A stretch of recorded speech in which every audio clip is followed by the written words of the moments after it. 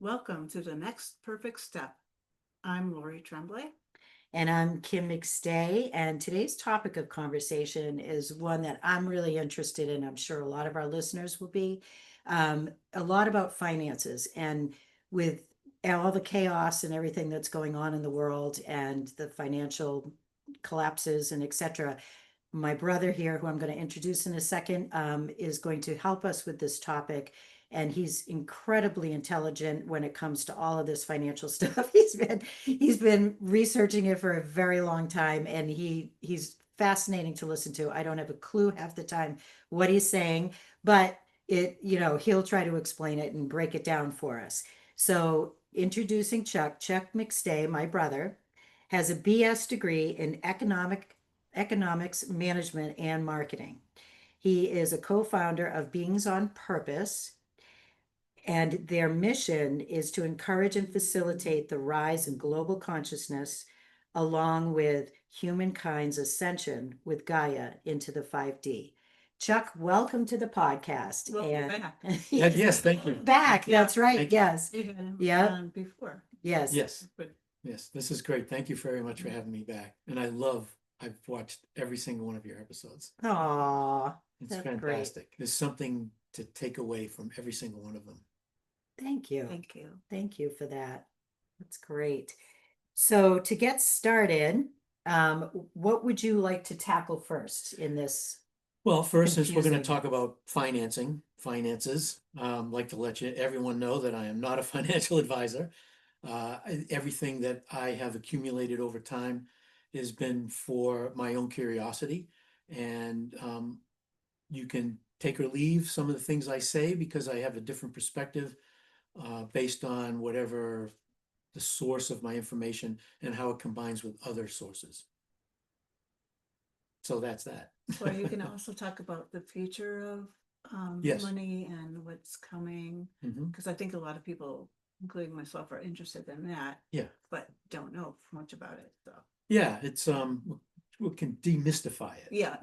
Oh, I like that. Demystify it. Yeah. So good luck with that because it seems very, very complicated to me. But, talking with you outside of the podcast too, I just think it's so valuable for, people to gain an understanding of how the money system got to where it is now and why it has to change in order for things to work. So could you kind of touch on that, like maybe even the history of how we got here? Sure. I mean, if we go back far enough, the current banking system was started in the late 1300s in Rome and expanded uh, another 50 years past that. But it's pretty much the same uh, construct where people put the money in and then they take that percentage of that and they lend it out and make money on that, and then they get returns and investment returns on that. But it hasn't really changed a whole lot. It's uh, there's countries that have kind of branched off. There's been many different types of monetization and remonetization. There's been over 800 resets, and a reset is basically when that financial system finally collapses because they debase the money. Um, Eventually, you have to reset it, and virtually every single reset involves some sort of anchoring with gold and oftentimes silver. And so that's pretty much the old foundation, and that goes hundreds of years. It's been in the case. Is that like a repeated cycle? It is. It's a repeated Yeah. cycle, and it's because people in charge like to be in control, and so they take that control to ever further degrees, and finally it collapses Okay. because everyone in control likes to be Santa Claus. That's how they keep people happy, and it only lasts for so long. So that's pretty much the basis of our entire financial system. What's happened in recent years is there's been a more global approach as opposed to village and then kind of fiefdoms. So it's expanded now, and it's now all basically under one control. And you have a central banking system that we're all so familiar with because we heard about it. But there's a whole construct and a whole rules-based order that goes along with that. And it basically started in Rome, and then a lieutenant base was created in Switzerland, and then there's a big contingent that goes out and makes sure that everything happens and everything stays in control out of the British system. And it's a big octopus, if you kind of look at it that way. What they did was they created institutions that sound very important, like the Bank of International Settlements. That's the central bank of all central banks. Then they have the World Bank and the IMF and the International Monetary Fund, and on and on and on. And they create all these organizations that give it credibility, but essentially it's the same thing. It's control through money. And they've expanded that to some 10,000 organizations that are NGOs and kind of like these foundations where they take people out of scholarship programs and plug them in place and make them feel real important. And then what they do is they kind of reinforce through even more tentacles all around the globe that this whole system actually works. And money is only money if everybody agrees it's money. Right, yeah. So that's like the big part of all this. It's a belief system. Well, and I mean, you're taking paper and saying this is worth such and such. So that's, to me, that's a concept that it's like, really, what? Well, But, paper isn't a yeah. bad thing. It's an easier thing to work with, Right. rather than carrying big bags around Oh, with absolutely. But I mean, like you said, money's only money if everybody agrees. Everybody it's agrees, money. right, Yeah, right. yeah. Yeah. I have a question though. There was when we were together talking at one point, and you talked about like the central banking system and like the middleman thing. Like I loved the way you explained that, like where our money goes to. Oh, sure. And then after that, in case I forget, I would really want to also talk about how the awakening of how we're all doing Mhm. has affected the banking system and what that means in the future. Yes, I just- congratulations, everyone. It's working. It's working. Keep it going. Yay. Yay, we're all waking up. Yeah, so Remembering. the central bank construct is based on fractional reserve lending.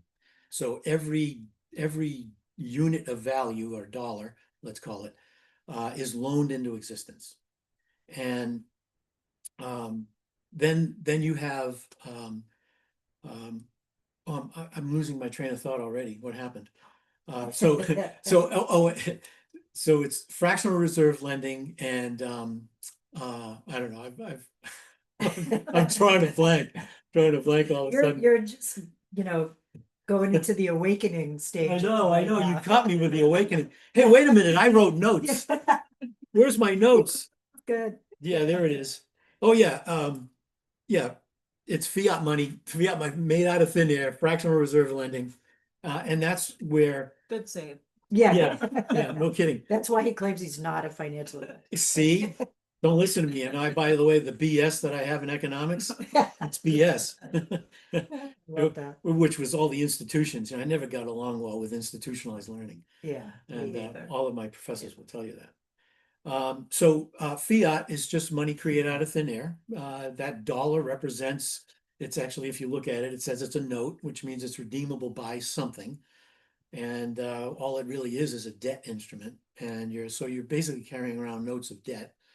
And it all goes back to whoever created it. So let's say you put some money in the bank and you want to spend some money. That's all well and good. You put $1 in, the bank itself lends out 9 on top of that. So it has a 10% reserve structure.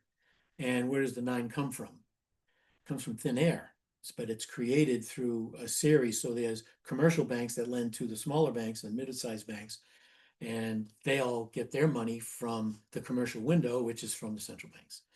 And so when for example, our lawmakers create a new law, well, there's always this budget that goes along with that. Where do they get that money? Well, the Congress says, okay, treasurer, we need more money. We need these X number of billions, trillions. And they say, okay, we don't have it, but we're going to ask the central bank. And the central bank says, sure, here you go, 2%, you can have it. And so that's how that construct works. And it's completely out of thin air. And that's why that system is nearing its end. In fact, it's kind of been over for quite a while. And when you have, we created this, what's called the petrodollar. This goes back to the Bretton Woods record we were just looking at on your wall, where they decided to go away from the English pound, take everybody's eye and concentration off of the British Empire and bring it to the new mask over the British Empire, which is called the USA. And they decided to have that as the reserve currency. And the way you develop reserve currency is you get everybody to use it. And how did they do that? They went to Saudi Arabia and gave them a deal. I have a deal for you. And they said, okay, you can buy and sell all of your oil in US dollars, or we'll just take all your shit and then we'll make sure that you're no longer in power of your region. And they said, that's a good deal. And so they did it, and they created what's called the petrodollar. And so every ounce of oil for decades, was like 50 years, was purchased with US dollars. So now the US dollar has a great value. So when a country has a surplus from all their sales, they would then bank all that extra surplus, and they would use US dollars, which are treasury notes, which really helps the US government be Santa Claus to all of us, because we keep wanting more and for nothing. So that's kind of the construct, and that's where we're at. And again, now we're ready for another reset. Resets usually take somewhere between 80 and 120 years. We're in this 82nd year, and it's now time. So that's why money and oil are so linked. So linked. And that's why, guess why we were in Venezuela, and guess why we're thinking Cuba and have just taken out Iran. Right. Right. So it's all part of it, and we're basically going away from the petrodollar. And we're gonna have what's called a multipolar system, or a bifurcation. And the bifurcation is simply, if you take a look at the map and you have a construct of from Greenland, I mentioned Greenland, and all the way down to Argentina, and then you have the Eurasia and Africa. And so there's two major continents that are connected. And basically we're all under one financial valuation of the petrodollar against every barrel of oil. And that's going to be separated. And I think you're going to see that pretty soon. And that will only happen because of a new mechanism that's going to take its place. And that's the trade of dollars in a digital format. And that's where everything's about to change. And I don't know if you have any specific questions about that, but everybody seems to be afraid of the digital dollar. And I don't blame you. I'm one of them. I don't blame I'm anybody. definitely one of them that's afraid of it. Not that I'm afraid of it, but I don't understand it, how that works. And I think what bothers me about it is that then we're now kind of recorded, like everything we do, like who's going to end up being in control of what money I actually can use and not use. That's the part that makes me pretty nervous. Yeah. And so if you think of this, all money system enables a population to transact with one another.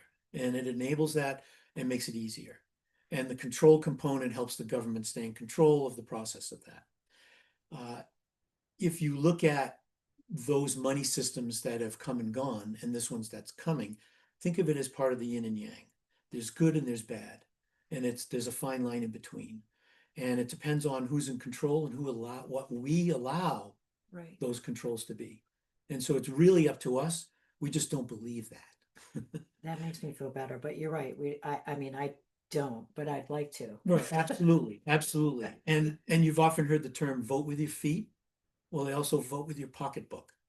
And there's a way to hold those lawmakers accountable to what we actually want to have. And it's really just a way of being in a community of people that happens to span an entire globe. So this new system could be so much better, because what they're going to do, instead of going from a single country's reserve currency and the world's dependency on it, and that one country, the USA, can say, we don't like you burping in my face, and I want you to no longer be able to do the things you're doing, that we don't like what you're doing. and it could be just about anything, and then they shut you off, and that's based on the SWIFT system. And the SWIFT system is ancient, it's old, and it's actually only like texting. That's all it is. It's a texting system, it's messaging. And that's being converted now. It's all been done, it's been launched, it's all set and ready to go into the digital world. So what used to take somewhere between 3 and 6 or 7 days, have about a 6 to 8% failure rate. People didn't even know where the money was going. And when you're doing 1 million, 2 million, $500 million transactions around the world, it can be a little disturbing. But for us who are sending our kids $500 to France, and you find out that it's a very big fee as well. So all of that's about to change, and it's going to go to a neutral bridge currency. And it's all based on digital assets. And if you think of a neutral bridge currency as something in the middle between two sovereign nations' currencies, and it's interoperable, where you're going to pay in your currency, goes through this bridge, and it automatically, the FX market says, oh, it's only worth so much over here, or it's worth more over here. And it converts it automatically into that currency, and everything's figured out, and it takes about 3 to 5 seconds. And so things can be so much better with that type. It also gives sovereignty to every country. Now they can use their own currency to buy whatever it is that's in their best interest. So it's not all bad, but it is programmable money. And that's, I don't blame people for being nervous about that. Again, it's walking the fine line, the yin and yang, and it's how you go about it.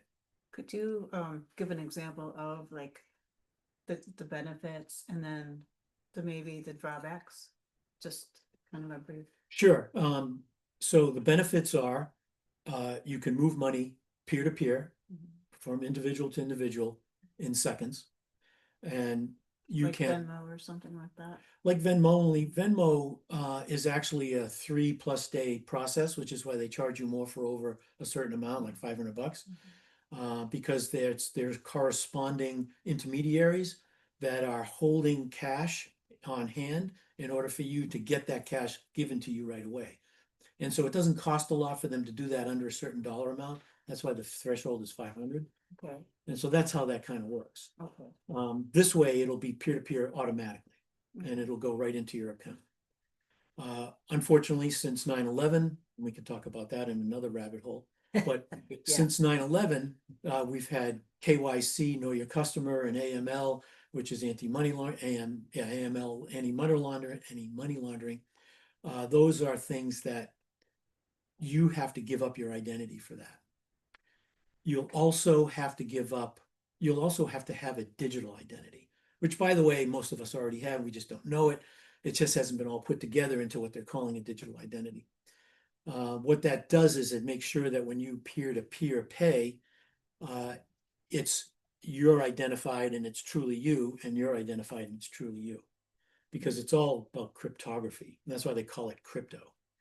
And That I didn't know that. yeah. So cryptography is nothing new, and this is kind of fun.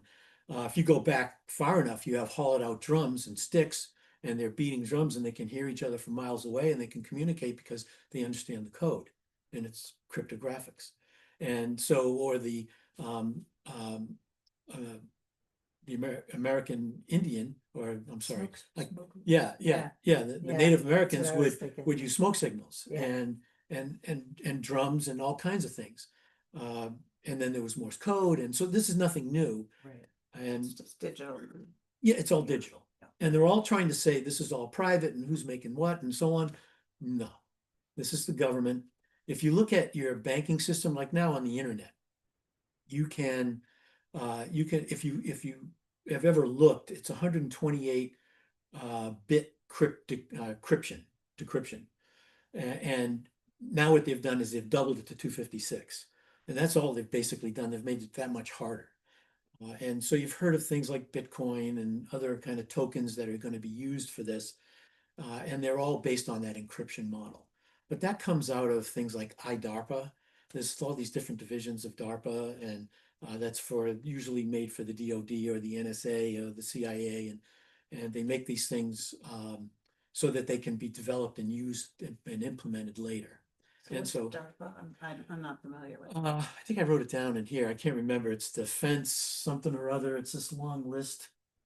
I've heard of DARPA, but Yeah, it's DARPA. Where did I put it? Defense Advanced Research Projects Agency. And so it's the secure hash algorithm, the 256, it's SHA. And so Bitcoin is under that, XRP is under that. And so there's a lot of that's like kind of like the foundation of that. So it's really been created intentionally back in the 70s. This is nothing new to them. It's just new to us, and which they're trying to introduce it to us. I have a question. Sure. If this is a new system, how do you get everyone to agree That's a really important to point. use it? Yeah, I wondered that too. In That's a all the great question. countries, all the countries. Well, let's go back to the internet itself. And so the internet was a bunch of protocols. And what they did was they created a protocol so that everybody could use it. And it was TCP, and it's like transfer something or other protocol, and transfer control, I think, protocol. And then they added internet protocol /IP. And so that's internet 1.0. And when you wanted to start to run a business on there, they had to kind of create internet 2.0. And they created HTTPS and SMPT, so for just the messaging part, and SMS, and all these things were created as protocols to be part of that. Now, what you're going to have is Web 3.0. And Web 3.0 is the internet of value as opposed to the internet of information or the internet of e-commerce. The And money internet. the money internet, yeah, exactly. Or it's not just money, it's value, any kind of value. Everything's going to be tokenized, everything is going to be fractionalized. And what that means is that even your digital ID will end up being fractionalized. And you can sell something as a token, maybe worth $1, or it could be worth tens of thousands of dollars. And you can take little tiny bits of it and send it to peer-to-peer or to businesses as you transact. So it's going to be pretty flexible. And all of that can be programmed. So for example, Europe is screwed. Sorry, guys, I just had to say that. They are under a very tight regime. I mean, they're sending people, they have a police unit that goes out, knocks on people's door for Facebook posts, and they can actually end up in jail. And so Europe is in big trouble. And what they have right now is a surveillance state that models ever more the Chinese model. And China has a surveillance state. Let me paint you a picture. This is kind of crazy. So let's say it's 10 o'clock at night, no cars running through, but you're standing on a sidewalk and you have to go to the other side of the street. And there's a street light there and it says, don't walk. Well, in China, do not walk. No matter, no cars coming, nobody's around. If you step off that sidewalk within 2 to 3 steps, because you have CCTV cameras, because your phone has a GPS within a matter of feet, and they have also satellite, and everything's all working together, they can tell exactly where you are. So you've already created a violation. They've already decided what your fine will be, and they've taken it out of your bank account before you reach the other side of the street. That is China today. Yeah. Well, that's what the World Economic Forum wants for the entire world. That's the model for Europe. So out of Brussels, they're mirroring that.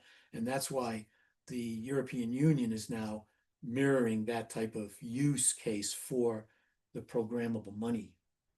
And so it's, you ask good or bad and what could happen. So it's really just a matter of, and the other next thing that they're doing, and that's why the farmers are all they're in an uproar, is because you have the Netherlands and that whole region, this beautiful farmland. Well, they're making more and more restrictions to the farming, so they can't even manage anymore. You know, the farmers are in the street and spraying manure over the the government buildings and filling the roads up, and they're having a real hard time dealing with that. And it's a real problem.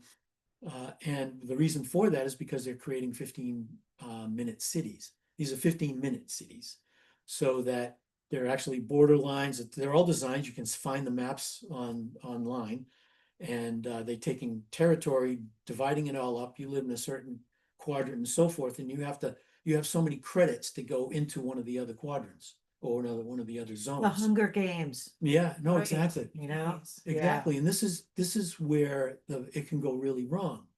Fortunately, we the people observing this and getting together and not allowing that by being a voice for everyone else to hear, especially your lawmakers. And, and we had an executive order saying no CBDCs. And then we had this thing called the Genius Act, which allowed stablecoins to be legal. It said no government agency. Well, guess what? The CBDs are created by the Federal Reserve. That's a private entity. It's not government. Yuck, yuck, yuck, yuck. Just Yeah, back past yeah, here. right, And run sure. right around that one. Yeah. So we have to be aware of what's happening right now. This thing called the Clarity Act is being put in place. It's stuck in the Senate, passed through the House, glowing results, 70+% of the vote of the House. That's a really big thing, bipartisan. Now it's stuck in one of the two committees. There's the Agricultural Committee and there's the Banking Committee. And it's stuck in the Banking Committee because the largest banks do not want interest to be paid on your stable coin, which is your deposit. And right now you can get yields between 4 and 6%. And what are we getting at our banks right now? 0.0 Yeah. what? Yeah, 0.01. And it's no different than a stable coin. Wow, yeah. So this is, Where'd that go? Yeah. and here's the deal. There are certain lawmakers, and I encourage everyone to go find out who, are stuck because the banks are paying them more to vote against that than to vote for it. And so, for the Clarity Act with stablecoin yield or without it. Genius Act already solved this. There's already yield in the senior, in the Genius Act. So the Clarity Act is trying to change it, to trying to backpedal. So we have control if we take it. The three forms of government that we have were designed to be decentralized, and it was required, and the way that our voting system is set up is to be decentralized, much like decentralized finance. It basically takes power out of concentrated areas.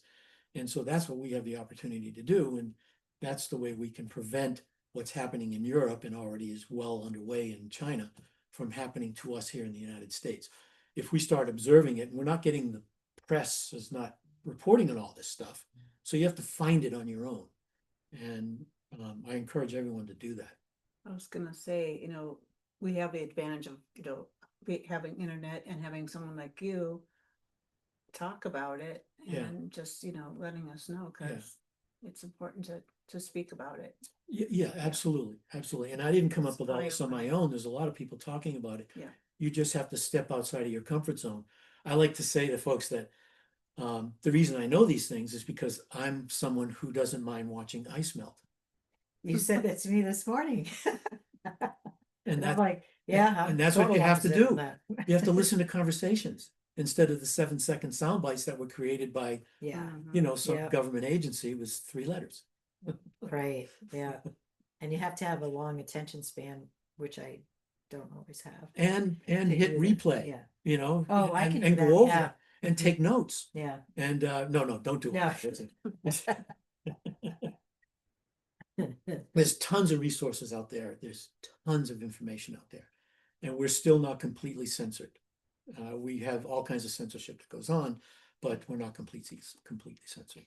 Well, and I think that brings us to that place of looking at it in a positive light. Mhm. That, Instead of fear. Yeah, instead of fear. And and because the world is waking up a lot more, there's so many more people are starting to understand this, and so many weird things have happened that create that, wait a minute, I'm not gonna fall for this stuff again. So maybe Yeah, I think we all had a recent Gee, you think? run-in with a little circumstance that lasted a while and cost trillions of dollars. Yeah, exactly. I mean, it's not funny, but it's funny, but not funny. What is it? Yeah. Yeah. But you, not to bring you to the end of the podcast. I don't want it to end yet.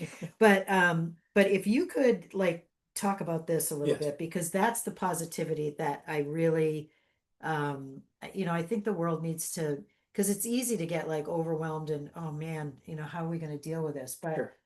there's a lot of. Yeah, good stuff and it's fairly recent that I've been introduced to this whole idea, what's happening. So Gaia is our best friend. We are so symbiotic with Gaia if we allow ourselves to be. And she has this mandate over time, which is based on kind of linear time because it's a geophysical thing. It's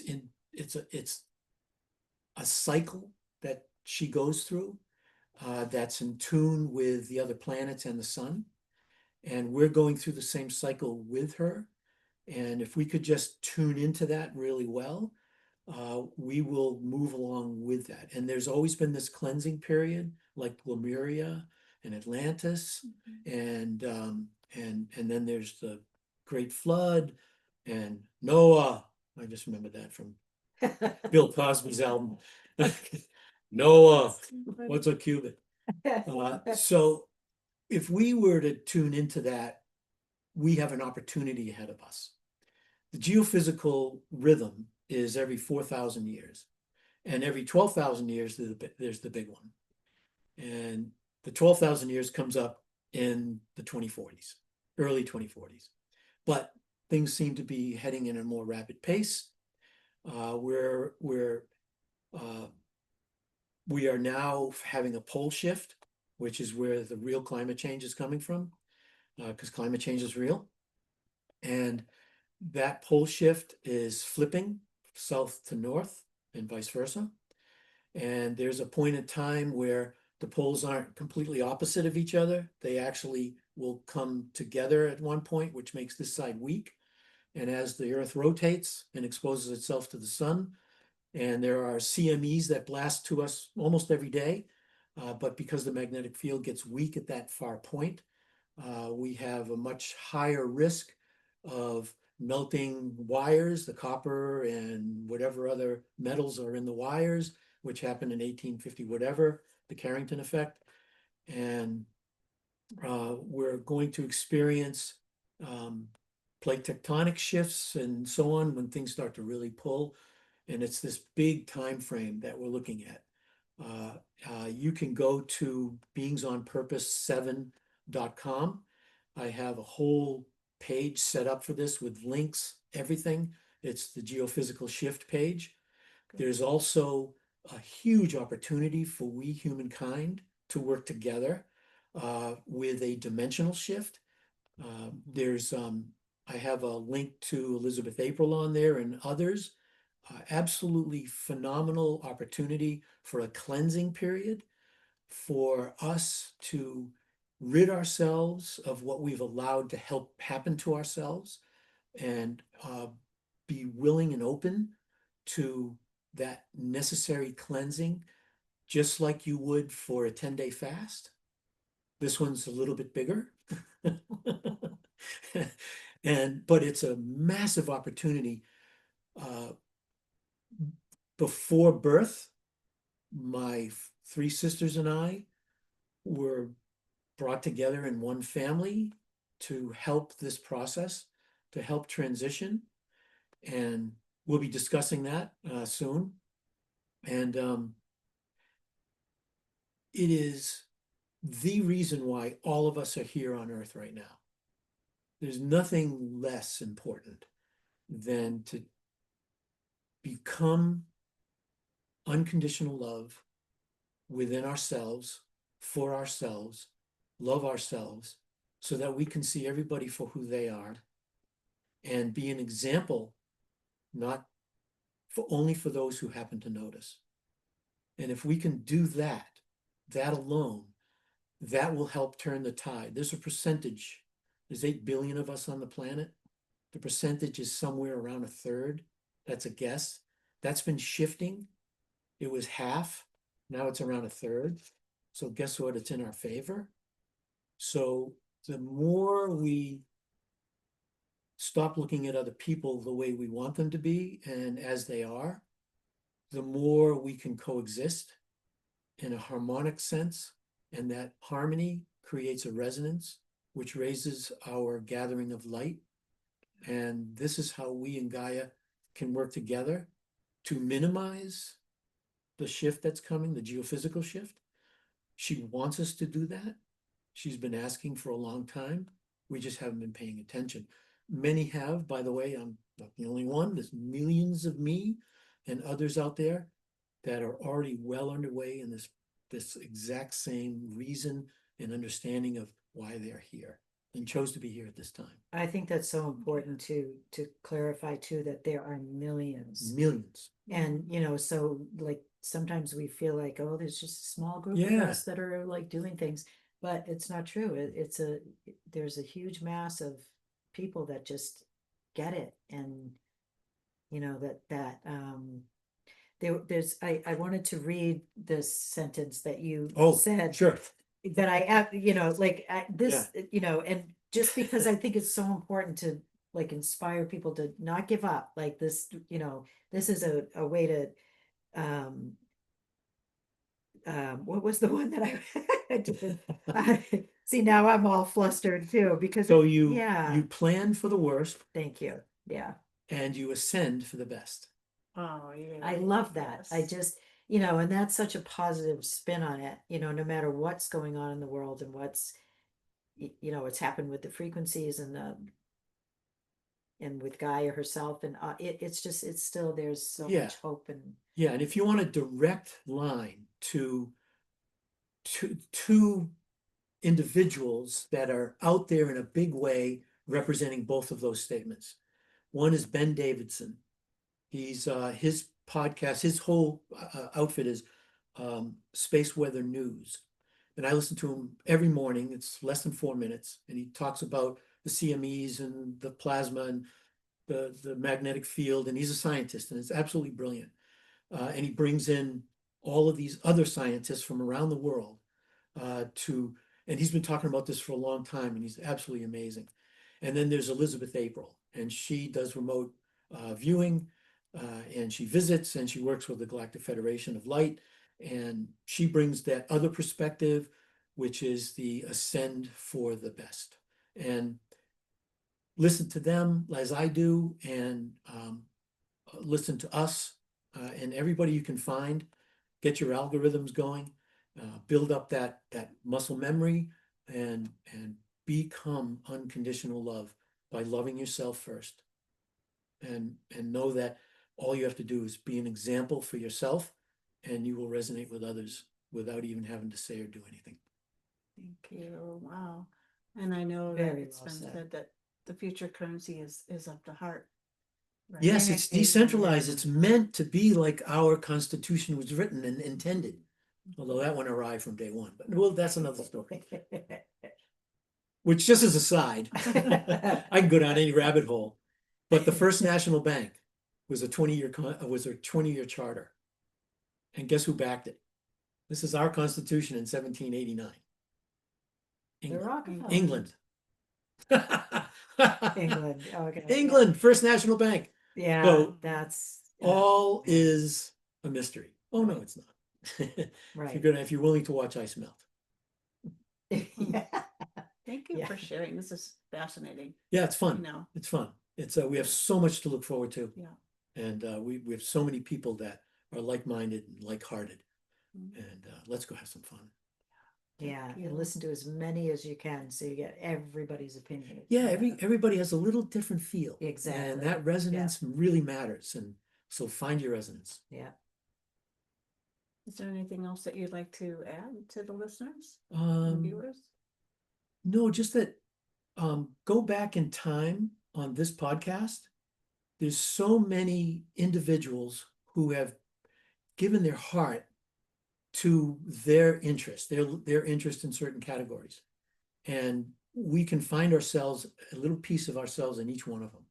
And so I would recommend that highly. It was a wonderful journey for me. Oh, thank you. Okay, so we want to just say thank you so much to the listeners for always supporting us. And I feel like we're really growing with this podcast. It's very exciting. But the way to help us keep growing is to make sure that you hit that subscribe button, the like button, and please leave comments so that we can know where to focus our next conversations, so that we can really help everybody with that. And somebody could hit that button. Oh. So anyway, We have your sister yes, here. yes, that's right. She can help us Thank with you, that. Lee. So Okay. where is your intuition? How is your intuition leading you to the next perfect step? Okay. Oh, there it is. Oh my God. I kept thinking I should bring my